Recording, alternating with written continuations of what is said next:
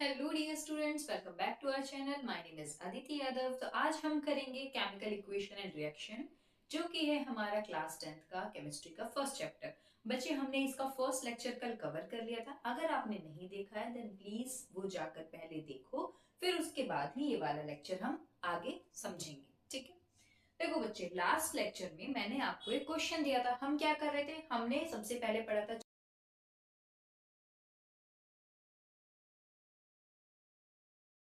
Change क्या होता है, फिर हमने बातें की थी फिजिकल चेंज, केमिकल चेंज के बारे में। देन हमने जाना था केमिकल रिएक्शंस क्या होती है और केमिकल इक्वेशन क्या होती है। ठीक है, उसके बाद हमने देखी थी वैलेंसी टेबल। ठीक है, जिसे समझा था हमने कैसे, ना कहूं अगर क्यों तुझे मांगे कार जैन फरारी, क्यों नहीं अल्टो फरारी, याद है। और फिर उसके बाद हमने क्या किया था, एक हायर ऑफिसर ने नोटिस दिया दोनों को एसएससी 3 फेज में कराओ, है ना। सो ये वैलेंसी टेबल है पूरी। ये वैलेंसी टेबल की मैंने निमोनिक बताई है आपको। अगर आपको देखना है तो प्रीवियस लेक्चर देखो, फर्स्ट लेक्चर जाकर जो हमने कल कवर किया था।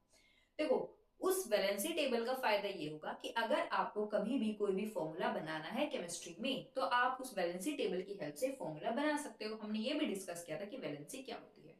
मैंने आपको क्वेश्चन दिया था सोडियम सल्फेट का आपको फॉर्मूला बताना है।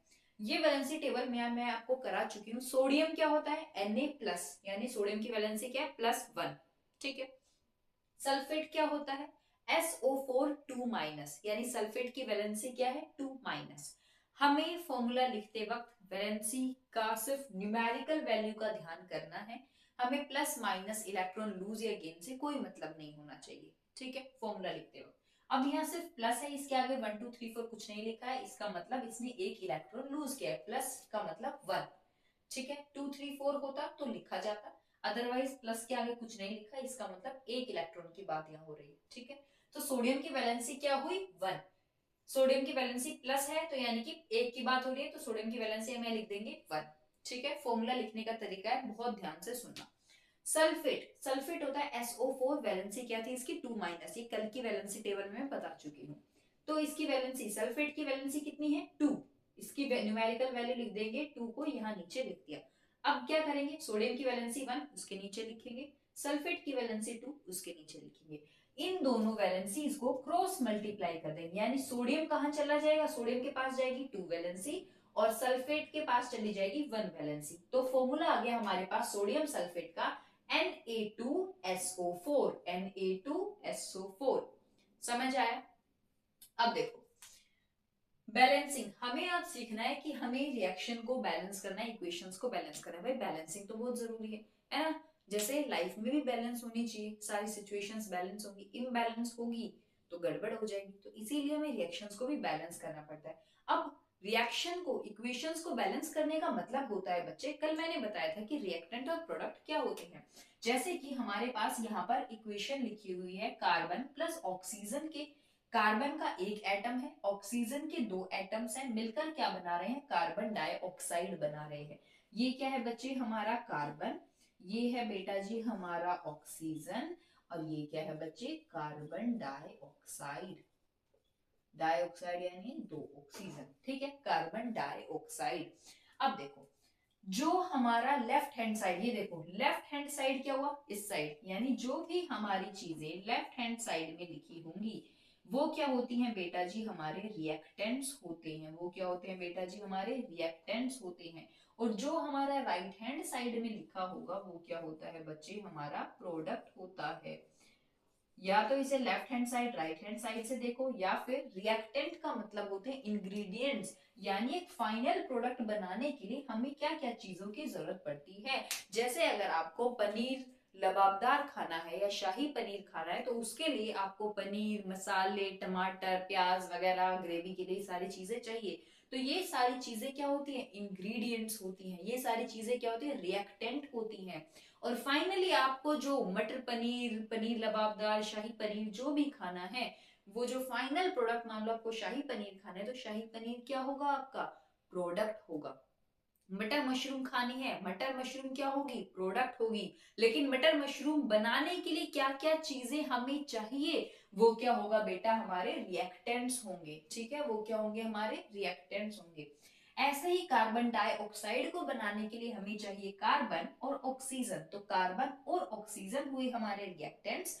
और फाइनली क्या बनाना है, कार्बन डाइऑक्साइड बनाना है, तो कार्बन डाइऑक्साइड होगा बच्चे हमारा प्रोडक्ट। अब बैलेंसिंग केमिकल इक्वेशन कहता है कि जो हमारे रिएक्टेंट है, जितने एटम्स, टोटल एटम की बात करूंगी मैं, जितने टोटल एटम्स हमारे पास रिएक्टेंट की साइड होंगे उतने ही टोटल एटम्स हमारे पास प्रोडक्ट की साइड भी होने चाहिए। जैसे कि अब इतना तो आपको भाई 10th में आ गए, आई होप कि एटम मॉलिक्यूल का तो आपको पता होगा बेसिक, ठीक है। देखो कार्बन का कितना है, यहाँ पे कार्बन का एक एटम है, ऑक्सीजन के दो एटम्स है। अब इस साइड देखो, कार्बन का क्या एक एटम है, ऑक्सीजन के दो एटम्स है, यानी कि जितने रिएक्टेंट के एटम्स हैं, कार्बन रिएक्टेंट में कार्बन का एक एटम है, प्रोडक्ट में भी कार्बन का एक एटम है। रिएक्टेंट में ऑक्सीजन के दो एटम्स हैं और प्रोडक्ट में भी ऑक्सीजन के दो एटम्स हैं, यानी total atoms, total number of atoms reactant की साइड और total number of atoms product की साइड क्या है, सेम है, इक्वल है। तो इसका मतलब हमारी रिएक्शन क्या है बेटा, हमारी रिएक्शन क्या है बच्चे, बैलेंस्ड है। अब हमें क्वेश्चन ये पूछा जाता है, और ये आपका प्रीवियस ईयर क्वेश्चन है, ये PYQ है, कि हम रिएक्शन को बैलेंस क्यों करते हैं, क्या जरूरत पड़ती है हमें रिएक्शन को बैलेंस करने की। तो उसका आंसर है according to the law of conservation of mass. जो कंजर्वेशन मास का जो लॉ है वो कहता है कि भाई ना तो नए मास को बनाया जा सकता है, ना ही हम मास को डिस्ट्रॉय कर सकते हैं अंडर ऑर्डिनरी कंडीशंस, यानी हम नॉर्मल कंडीशंस की बातें कर रहे हैं, ठीक है, नॉर्मल कंडीशन की बातें कर रहे हैं। लॉ ऑफ कंजर्वेशन ऑफ मास कहता है कि ना तो मास को क्रिएट किया जा सकता है, ना ही मास को डिस्ट्रॉय किया जा सकता है। क्या करना है हमें, सिर्फ मास को बैलेंस्ड करना है अंडर ऑर्डिनरी कंडीशंस। सो इसीलिए ना क्रिएट कर सकते हैं ना डिस्ट्रॉय कर सकते हैं, इसीलिए हमारी रिस्पॉन्सिबिलिटी है कि हम रिएक्टेंट के मास और total mass of product equal हो। अब देखो नंबर ऑफ एटम हमने इक्वल किए थे, एक कार्बन का एटम है रिएक्टेंट में, दो ऑक्सीजन के एटम है रिएक्टेंट में, प्रोडक्ट में एक कार्बन का एटम है, दो ऑक्सीजन के एटम है, नंबर ऑफ एटम्स इक्वल। अब हमें देखना है भाई, सिंपल सी बात है, जब नंबर ऑफ एटम्स इक्वल है तो मास इक्वल होगा। फिर भी तुम्हारी तसल्ली के लिए मैं मास भी इक्वल कर देती हूँ, क्योंकि हमें क्या करना है, total mass of reactant should be equal to total mass of product. देखो कार्बन का मास कितना होता है 12, ऑक्सीजन, एक ऑक्सीजन एटम का मास होता है 16, कितना होता है एक ऑक्सीजन एटम का 16। तो यहाँ कितने ऑक्सीजन एटम है बेटा, दो, तो मल्टीप्लाई 2 करेंगे तो कितने आ जाएगा आंसर हमारा 32, यानी O2, दो ऑक्सीजन एटम का मास कितना हुआ 32। अब कार्बन डाइऑक्साइड का मास देखो, एक कार्बन एटम का मास 12 प्लस, ठीक है, ऑक्सीजन एटम, एक ऑक्सीजन एटम का 16, तो दो ऑक्सीजन एटम का 32, तो टोटल कार्बन डाइऑक्साइड का मास कितना हुआ 44 ग्राम। ऐसे ही अगर मैं यहाँ पर टोटल करूं, इसने बोला टोटल मास रिएक्टेंट का, जितने भी रिएक्टेंट है उनका टोटल कर दो मास, तो 12 प्लस 32 इस साइड भी क्या आ जाएगा 44 ग्राम।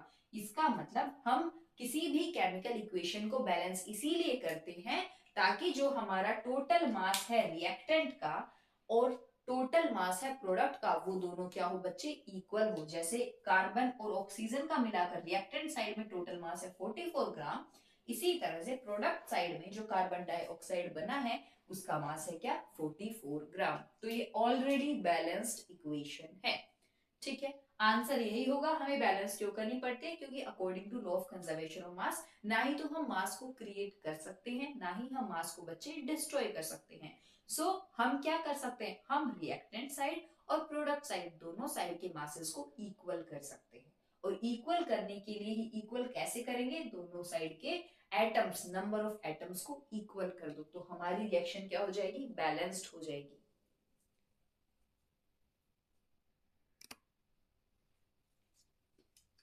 अब देखो हमारे पास एक केमिकल रिएक्शन गिवन है, आयरन जब रिएक्ट करेगा स्टीम के साथ तो बच्चे क्या फॉर्म हो रहा है, मैग्नेटाइट प्लस क्या रिलीज हो रही है, हाइड्रोजन गैस, ठीक है, ध्यान से सुनना। आयरन जब रिएक्ट करेगा स्टीम के साथ तो क्या बन रहा है, मैग्नेटाइट प्लस रिलीज हो रही है हाइड्रोजन गैस। अब देखो आयरन का फॉर्मूला क्या होता है, सिंबल क्या होता है आयरन का, Fe। स्टीम, स्टीम यानी वाटर है, बस 100 डिग्री सेल्सियस वाला काम हो गया, ठीक है, तो स्टीम यानी कि वाटर की बात हो रही है, वाटर गैसियस स्टेट में प्रेजेंट है तो H2O वाटर के लिए। मैग्नेटाइट का फॉर्मूला होता है बच्चे Fe3O4, ये है आपका मैग्नेटाइट Fe3O4, ठीक है। और हाइड्रोजन गैस यानी कि हाइड्रोजन क्या होती है, H2 की फॉर्म में प्रेजेंट होती है।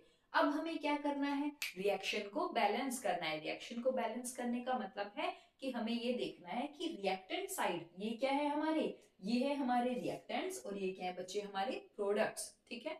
हमें ये ध्यान देना है कि रिएक्टेंट साइड के जो नंबर ऑफ एटम्स है क्या वो प्रोडक्ट साइड के नंबर ऑफ एटम्स के इक्वल हैं या नहीं, क्या law of conservation of mass follow हो रहा है या नहीं, यानी टोटल मास जो रिएक्टेंट का है उतना ही टोटल मास प्रोडक्ट का आ रहा है या नहीं। नंबर ऑफ एटम्स अगर सेम होंगे तो टोटल मास ऑटोमेटिकली सेम होगा। उसको करने का एक सिंपल सा तरीका है। सबसे पहले ये बिल्कुल बेसिक तरीका है, बेसिक तरीके से बता रही हूँ, ठीक है। फिर प्रैक्टिस करते करते अपने आप ही चीजों को करने लगोगे। सबसे पहले हमारा क्या है, क्या क्या एलिमेंट प्रेजेंट है भाई हमारे पास यहाँ, एक तो प्रेजेंट है आयरन, ठीक है। दूसरा है हमारे पास हाइड्रोजन प्रेजेंट है और एक प्रेजेंट है ऑक्सीजन।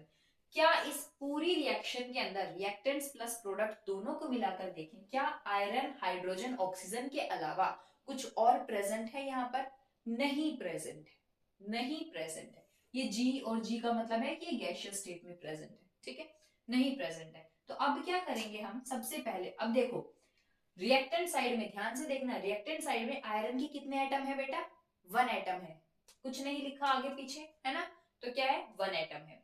हाइड्रोजन के कितने एटम है, H2 2, यानी हाइड्रोजन के 2 एटम है रिएक्टेंट साइड में। और रिएक्टेंट साइड में ऑक्सीजन का कितना एटम है, कुछ नहीं है यहाँ पे, तो यानी कि 1 एटम है। मैं इसको हटा देती हूँ कभी आप कंफ्यूज हो जाओ, ठीक है। ऑक्सीजन का कितना एटम है, 1 एटम है, लिख दिया मैंने। अब प्रोडक्ट साइड में देखो, आयरन प्रोडक्ट साइड में कितने एटम है, 3 एटम्स है, ठीक है। हाइड्रोजन के कितने एटम है, हाइड्रोजन के 2 एटम्स है, ठीक है, 2 एटम्स लिख दिए। ऑक्सीजन के कितने एटम है बच्चे, 4 एटम है, हमने 4 लिख दिया। अब देखो क्या रिएक्टेंट साइड के एटम और प्रोडक्ट साइड के एटम्स पर्टिकुलर एलिमेंट के सेम है या नहीं। आयरन रिएक्टेंट साइड में तो आयरन के 1 एटम प्रेजेंट है, रेड वाले पोर्शन को मत देखो भी इसको देखो, रिएक्टेंट साइड में तो आयरन का 1 एटम प्रेजेंट है और प्रोडक्ट साइड में 3 एटम्स प्रेजेंट है। तो क्या मैं ऐसा क्या करूं कि यहां पर भी 3 आयरन के एटम्स आ जाएं, क्या करूं, 3 से इसको मल्टीप्लाई कर देती हूँ। 1 एटम है, 1 को 3 से मल्टीप्लाई करूंगी तो कितना हो जाएगा, 3 एटम्स, यानी कि अब हमारे पास क्या हो जाएंगे यहाँ पे 3 से मल्टीप्लाई करने पर 3Fe, यानी अब देखो ध्यान से यहां पर रिएक्टेंट साइड में आयरन कितने हो गए, 3 एटम, प्रोडक्ट साइड में आयरन कितना हो गया, 3 एटम, यानी आयरन बैलेंस। अब देखो ऑक्सीजन, ऑक्सीजन क्या है, सिंपल सी बात है, ऑक्सीजन के कितने एटम प्रेजेंट है, रिएक्टेंट साइड में आयरन के बाद ऑक्सीजन है यहाँ, तो ऑक्सीजन के कितने एटम प्रेजेंट है, 4 एटम्स, प्रोडक्ट में 4 एटम्स है, लेकिन रिएक्टेंट में तो 1 एटम है, एक ही एटम है, आगे पीछे कुछ लिखा ही नहीं हुआ। तो हम क्या करेंगे, इसे 4 से मल्टीप्लाई कर देंगे, यानी 4 आगे लिखने का मतलब होता है कि ये 4 पूरे से मल्टीप्लाई हो रहा है। ऐसे आप लोग लिखते हो ना जैसे 2 अंदर 5 प्लस 8 ऐसा करके लिखते हो, यानी ये जो 2 है ये पूरे से मल्टीप्लाई हो रहा है। तो ऐसे ही मैंने लिखा है यहाँ पर 4 और वाटर यानी पूरे के साथ ये 4 मल्टीप्लाई हो रहा है। अब देखो 3 Fe थे, 3 Fe यानी 3 आयरन एटम कंप्लीट। ऑक्सीजन 4 चाहिए था हमें, यहाँ से 4 मल्टीप्लाई O यानी 1 एटम के साथ मल्टीप्लाई करेंगे, कितने हो गए, 4 ऑक्सीजन एटम। लेकिन एक चीज गड़बड़ कर गई, क्या, अब इस साइड हमारे हाइड्रोजन कितने हुए, पहले तो 2 एटम प्रेजेंट थे हाइड्रोजन के, अब कितने हो गए, 4 मल्टीप्लाई 2, 4 2 जा 8। इस साइड हाइड्रोजन के 8 एटम प्रेजेंट है, देखो 4 मल्टीप्लाई ये 2, 4 2 जा 8, 8 एटम हो गए इस साइड हाइड्रोजन के रिएक्टेंट साइड में। तो प्रोडक्ट साइड में भी मुझे कितने एटम चाहिए हाइड्रोजन के, 8 चाहिए। 8 कैसे होंगे, अगर मैं इसको भी 4 से मल्टीप्लाई कर दूं तो। अब देखो क्या ये केमिकल इक्वेशन बैलेंस्ड है, बिल्कुल बैलेंस्ड है। 3 Fe 3 आयरन है, 3 आयरन के एटम है, 4 2 जा 8, 8 हाइड्रोजन है, 4 2 जा 8, 8 हाइड्रोजन है, 4 1 जा 4 यानी कि 4 ऑक्सीजन के एटम है और इधर भी 4 ऑक्सीजन के एटम है। समझ आई। किसी भी रिएक्शन को आगे फर्दर कोई भी क्वेश्चन करने से पहले ये हमेशा हमेशा मेक श्योर करो कि आपकी रिएक्शन केमिकल इक्वेशन जो गिवन है वो बैलेंस्ड हो, अदरवाइज आंसर गलत आएगा। ठीक है, डन। अब इसे देखो, इसमें क्या होता है भाई, हमें गिवन है कि जिंक रिएक्ट कर रहा है सल्फ्यूरिक एसिड के साथ, क्या बना रहा है, zinc sulphate plus hydrogen, release हो रही है हाइड्रोजन गैस। ठीक है, जिंक का सिंबल होता है बच्चे Zn, सल्फ्यूरिक एसिड का फॉर्मूला होता है H2SO4, जिंक सल्फेट का फॉर्मूला होता है ZnSO4 और हाइड्रोजन तो आपको पता है H2। अब देखो क्या ये रिएक्शन बैलेंस्ड है या नहीं। जिंक के एटम कितने, इधर 1 एटम है जिंक का, इधर भी जिंक के कितने एटम है, 1 एटम है। इधर हाइड्रोजन के कितने एटम है, 2 एटम्स, 2 एटम है हाइड्रोजन के रिएक्टेंट साइड में। ये क्या है बच्चे, ये है हमारा रिएक्टेंट और ये है बेटा जी हमारा प्रोडक्ट। ठीक है, यहां पर हाइड्रोजन के 2 एटम है, प्रोडक्ट साइड में भी हाइड्रोजन के 2 एटम है। रिएक्टेंट साइड में सल्फर का 1 एटम है, इधर भी प्रोडक्ट साइड में भी सल्फर का 1 एटम है। रिएक्टेंट साइड में ऑक्सीजन के 4 एटम है, प्रोडक्ट साइड में भी ऑक्सीजन के 4 एटम है। इसका मतलब यहाँ पर total number of atoms on reactant side is equal to the total number of atoms present in the product side are equal, है ना, इक्वल है दोनों साइड। यानी ये रिएक्शन क्या है, ये रिएक्शन ऑलरेडी बैलेंस्ड है। ये रिएक्शन कैसी है, ऐसा नहीं है रिएक्शन को देख के बैलेंस करना शुरू कर दो, पहले ये देखो कि रिएक्शन बैलेंस्ड है या नहीं। ठीक है, ये रिएक्शन ऑलरेडी बैलेंस्ड है तो इस तरह की टेबल बनाने की कोई भी जरूरत नहीं है। ठीक है,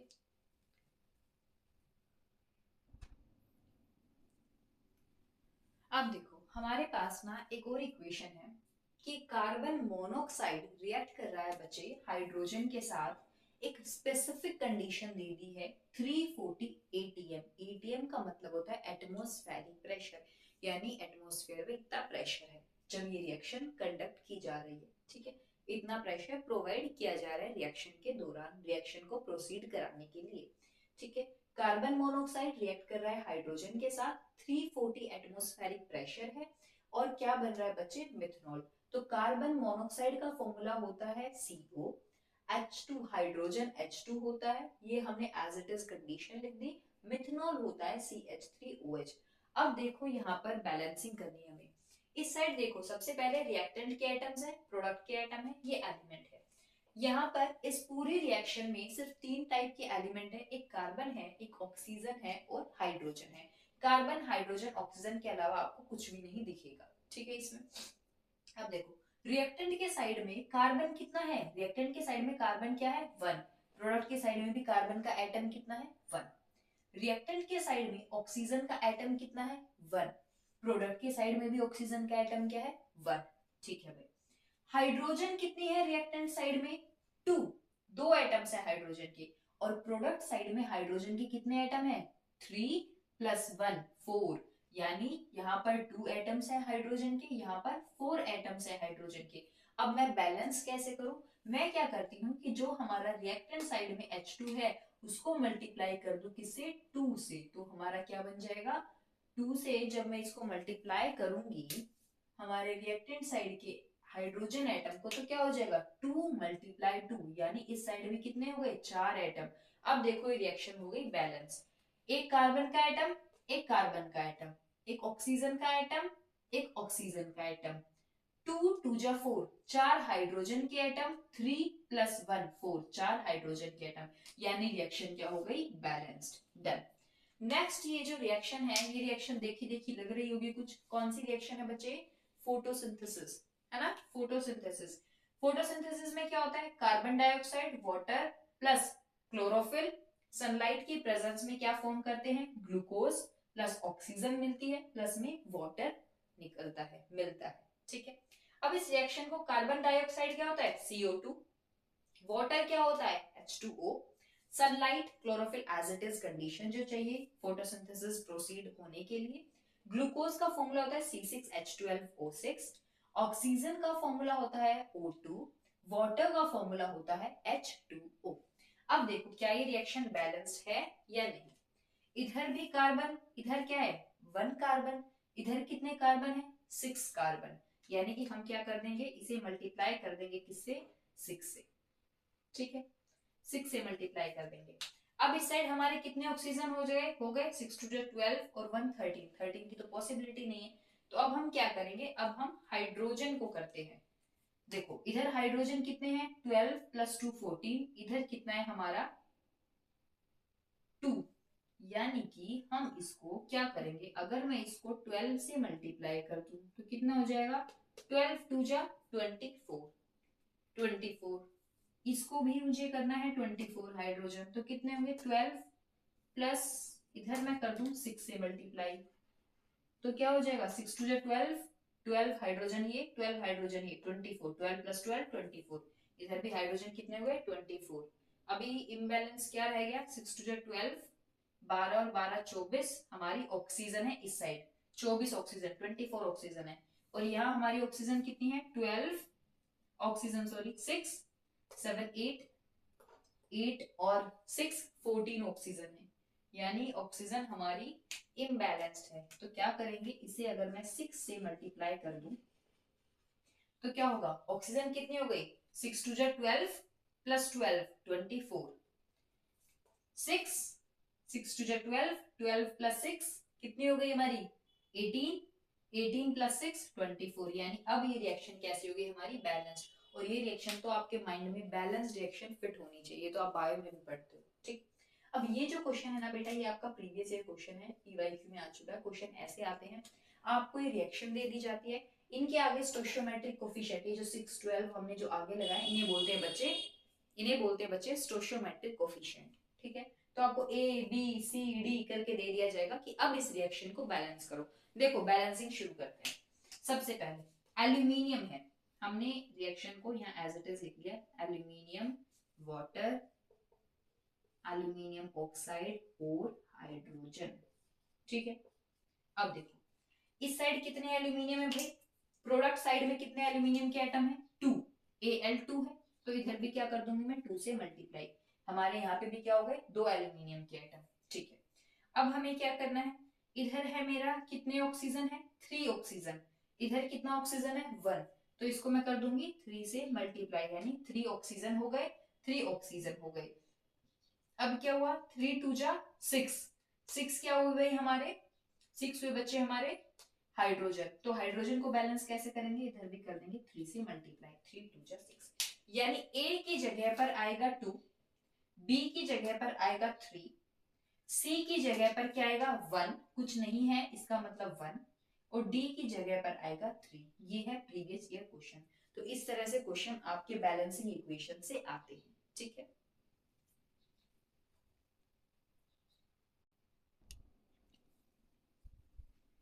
अब ये कुछ रिएक्शंस मैंने दी हैं आपको, ये आप लोग मुझे कमेंट सेक्शन में कमेंट करके बताएंगे ये बैलेंस्ड है या नहीं। अगर बैलेंस्ड है तो ठीक है, अगर बैलेंस नहीं है तो बैलेंस करके इन्हें कमेंट सेक्शन में कमेंट करना है, ये आपका होमवर्क है, ठीक है। अब एक छोटा सा टॉपिक है वो करते हैं हम, फिर आगे नेक्स्ट लेक्चर स्टार्ट करेंगे।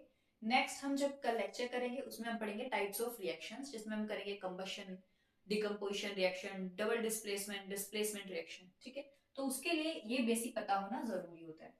हीट के बेसिस पर हम रिएक्शंस बताते हैं, exothermic reactions and endothermic reactions. बच्चे एक्सो मतलब एग्जिट, एग्जिट मतलब बाहर जाना, एक्सोथर्मिक यानी थर्म का मतलब एनर्जी, हीट यानी एनर्जी या फिर हीट रिलीज हो रही है, एग्जिट कर रही है रिएक्शन से, बाहर जा रही है।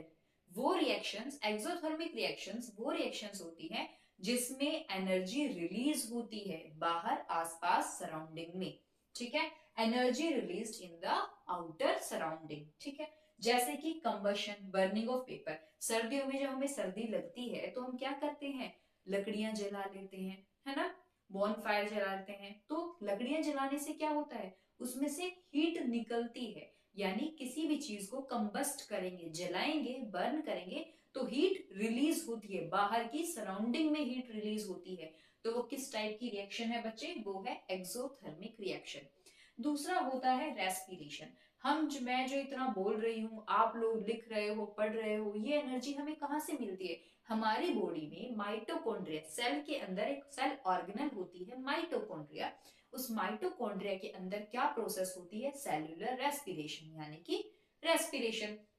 रेस्पिरेशन प्रोसेस में क्या होता है? जो भी हमारा डाइजेस्टेड फूड है, हम जनरली लेते हैं ग्लूकोज की फॉर्म में, ठीक है। ग्लूकोज हमारा रिएक्ट करता है ऑक्सीजन के साथ प्लस वाटर के साथ, और क्या फॉर्म करता है?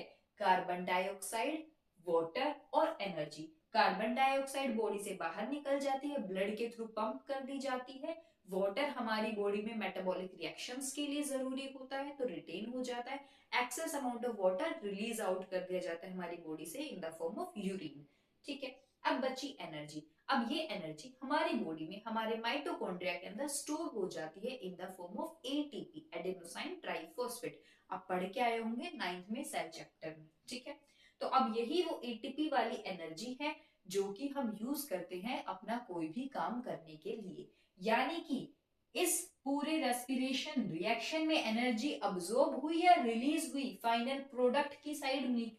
एक्सोथर्मिक रिएक्शन में आपको प्रोडक्ट की साइड एनर्जी लिखी हुई दिखेगी, यानी एनर्जी बाहर की तरफ प्रोडक्ट की साइड रिलीज हो रही है, ठीक है। तो रेस्पिरेशन रिएक्शन कैसा हुआ? हमारा एक्सोथर्मिक रिएक्शन। नेक्स्ट है बच्चे एंडोथर्मिक रिएक्शन। एंडोथर्मिक रिएक्शन वो रिएक्शन होते हैं, एंडो मतलब अंदर, एंडो मतलब अंदर, यानी कि रिएक्शन को परफॉर्म होने के लिए, प्रोसीड करने के लिए एनर्जी अब्सॉर्ब करनी पड़ेगी, एनर्जी अंदर चाहिए। तो energy absorbed from the surrounding, और एनर्जी कहां से अब्सॉर्ब होगी? आसपास की सराउंडिंग से ही अब्सॉर्ब होगी। जैसे कि आइस, बर्फ को अगर मैं फ्रीजर से निकाल करके नॉर्मल सराउंडिंग में, नॉर्मल टेम्परेचर पर रख दूं, मान लो मैंने बर्फ निकाली, किचन के स्लैब पर मैंने रख दिया आइस को, ठीक है। थोड़ी देर के बाद मैं जाकर देखूंगी कि वो मेल्ट होना स्टार्ट हो गई, पिघलना स्टार्ट हो गई, नॉर्मली पानी के अंदर कन्वर्ट होना शुरू हो गई। कैसे हुई? आइस में बर्फ ने क्या किया? आसपास की सराउंडिंग में, अब बर्फ क्या है? ठंडी है। आसपास की सराउंडिंग का टेम्परेचर क्या है? ज्यादा है। तो बर्फ ने आसपास की सराउंडिंग से हीट अब्सॉर्ब की, और उस हीट को अब्सॉर्ब करने के बाद आइस के पार्टिकल्स दूर दूर हो गए, यानी कि आइस सॉलिड फॉर्म से लिक्विड वाटर के अंदर कन्वर्ट होना शुरू हो गई, ठीक है। एक्सोथर्मिक रिएक्शन मतलब एनर्जी आउटर सराउंडिंग में रिलीज हो रही है, जैसे कोई भी कंबशन प्रोसेस हो, किसी भी चीज को हम जला रहे हैं, बर्न कर रहे हैं। नेक्स्ट एग्जांपल है इसका रेस्पिरेशन, ठीक है। एंडोथर्मिक रिएक्शन का मतलब होता है वो रिएक्शन जिसमें एनर्जी क्या हो रही है? अब्सॉर्ब हो रही है। जैसे आइस जब वाटर में कन्वर्ट होती है तो आउटर सराउंडिंग से क्या लेती है? एनर्जी को, हीट को अब्सॉर्ब कर लेती है, ठीक है। तो आइस कन्वर्ट हो जाती है लिक्विड वाटर के अंदर। सो इस लेक्चर को यहीं पर वाइंड आउट करते हैं, ठीक है। और अगर कोई भी आपको क्वेरी हो रिलेटेड टू दिस लेक्चर या फिर कोई भी अदर लेक्चर से, then please do let me know in the comment section, and please इनके आंसर्स मुझे कमेंट सेक्शन में जरूर बताएं। Till then bye bye, take care, stay healthy, stay safe, bye.